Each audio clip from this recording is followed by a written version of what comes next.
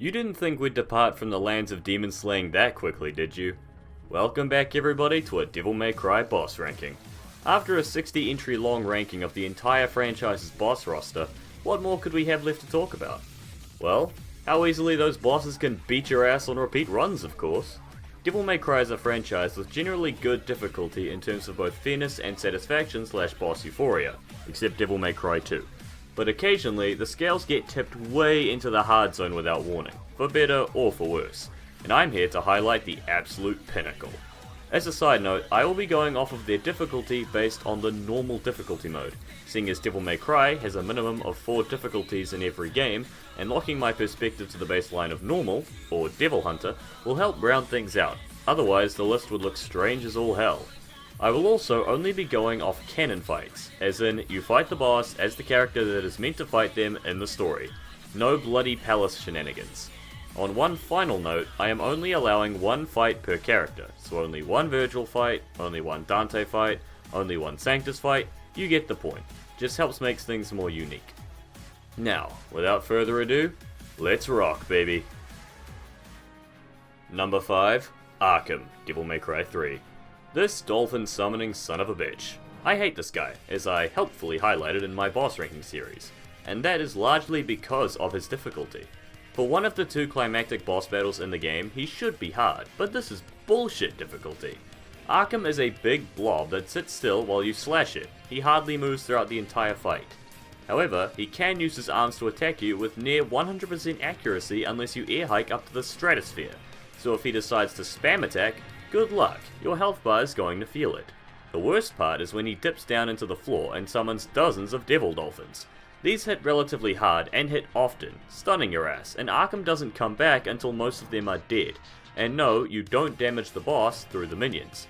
This is a pain in the ass because not only is Arkham tanky enough as is, but half the time he isn't even here to hit. If you can't consistently stay unstunned and output high damage, especially on a horde, you will be worn down. This is a threat, and a guarantee. The second phase sees Vergil jump in to help you, but he arguably makes things worse. He ups your damage output if you can actually coordinate the 2 of you hitting the enemies, but he stops you from using Devil Trigger, and with it he stops your healing, as well as stopping your style, and apparently he forgot how to fight. I can sum up the entire disappointment of Vergil here in this funny meme that I found. At least he can help you slay the dolphins quicker, but I honestly think I prefer to solo them if I kept my full range of powers. Arkham represents difficulty in the worst way, negating a lot of the game's mechanics in an unfun fight that becomes tedious in a hurry, especially when you have to repeat the first phase over and over. He's notorious as one of the most disappointing final-ish bosses of the entire franchise, and he's only number 5 on the list. How can it possibly get worse from here? Well... Number 4, Argosax the Chaos and the Despair Embodied from Devil May Cry 2.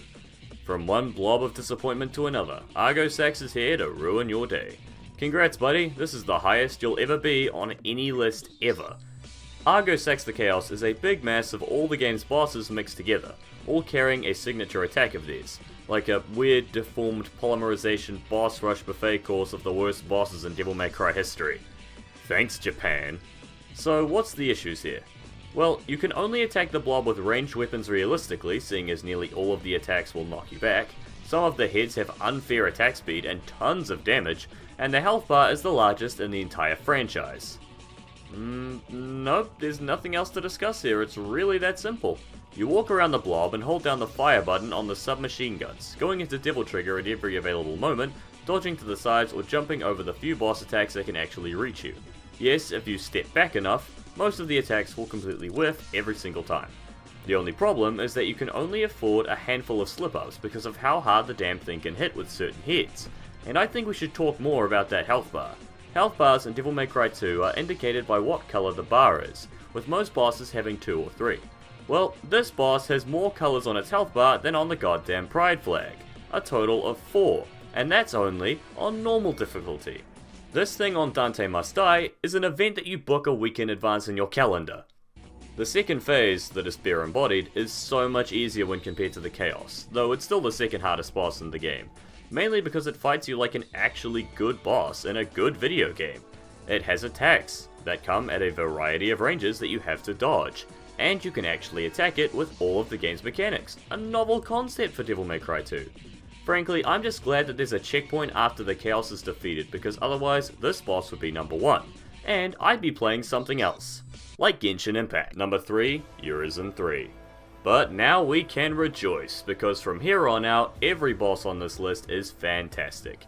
Urizen the Third, after consuming the gluten-free, vegan-friendly Qlipoth apple, throws down with you in an intense bout, though it takes a while to reach its full potential. Phase 1 is fairly hard. Urizen attacks with melee quick and often, and learning the timing can take a few tries, especially if you want to Royal Guard it, and he hits very hard. The angle of attack with him coming down with his punches and across with his kicks can throw you off, but his overall lack of variety means that once you've gotten used to his timing, you've got his number. Phase 2 is a bit easier than the first, but still on the harder side of Devil May Cry 5, considering the sheer amount of magic. However, a lot of his magic is easier to avoid than my taxes. It's all stuff you've seen before in the game, aside from these new pink tracking daggers, but spamming Trickster on the ground to the sides to strafe around Urizen avoids basically every attack he has. Now, the third phase is the scary part.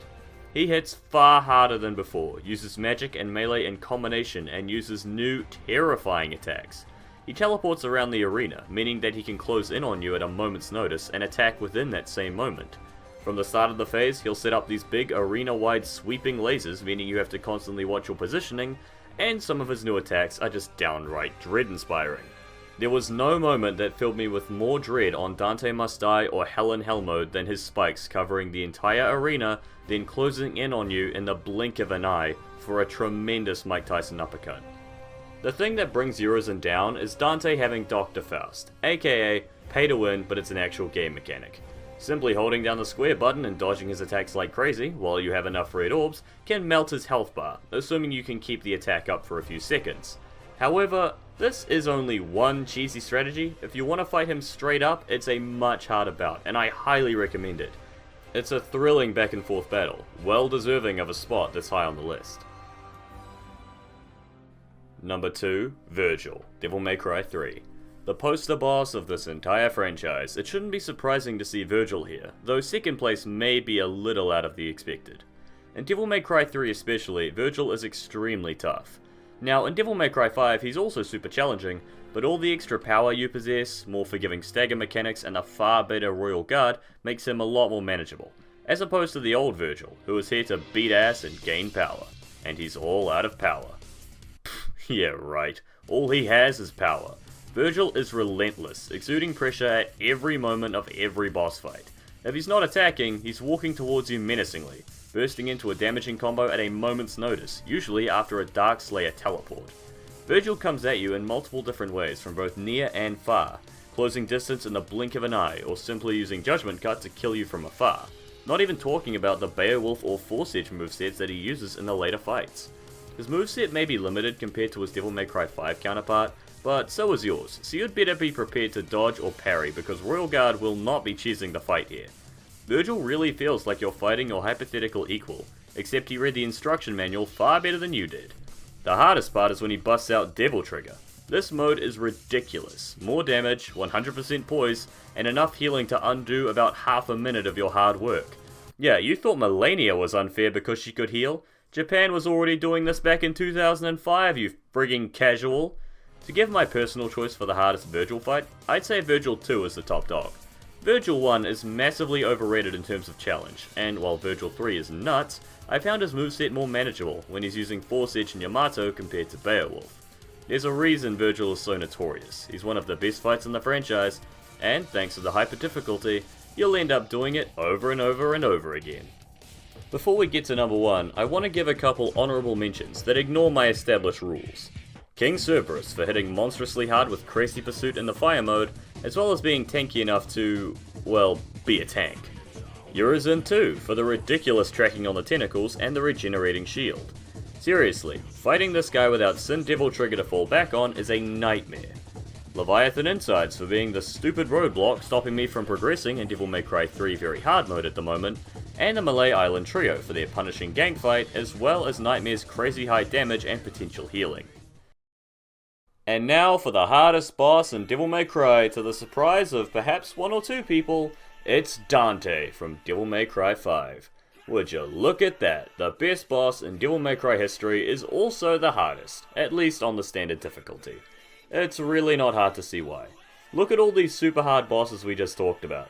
Dante beat every single one of them, and now you have to fight that legend in his most powerful form to date. Every tool you've mastered over the course of the game is here and used against you. Devil Sword Dante and its punishing combos, Cavalier and its damaging stun, Balrog and its quick diving strikes, King Cerberus and its way too long attack animations, Ebony and Ivory with rapid fire, Coyote A with single damaging shots, Kalina and combo with its shoop de whoop laser, and even Dr. Faust for the sheer disrespect. And Dante swaps between all of these weapons just as fast and just as well as you do. Combine that with a deadly counter on Royal Guard, health regen with Devil Trigger, and his ability to bust out super moves at will with Sin DT, it's no wonder that he rises to take the top spot. You have to be almost constantly aggressive just so he doesn't get the chance to unleash his arsenal, which is both tricky because of his fast movement, and dangerous because he's still packing Royal Guard. To emphasize his power, you fight him only as Devil May Cry 5 Vergil, in my opinion the most powerful playable character in the entire franchise, and Dante is still on top. He's stupid hard, and I wouldn't have it any other way. Facing down Dante is the hardest challenge in the game, and it's also the most satisfying as well. When you finally beat him, take pride in the fact that you beat a true legend and the hardest boss in Devil May Cry history. And with that singing praise, we have reached the end. I hope you enjoyed my trip through the most punishing bosses this stylish series has to offer. If you agree or disagree with my picks, let me know why down in the comment section below. And tell me what were your hardest bosses in Devil May Cry. The next video should be uploaded on March the 12th, and to all my New Zealand viewers, you're not gonna want to miss this one. With that, I want to thank you all for watching once again. Take a look at my community tab for video updates and polls on what you want to see next, and I will see you all in the next video. Now, time for some pizza.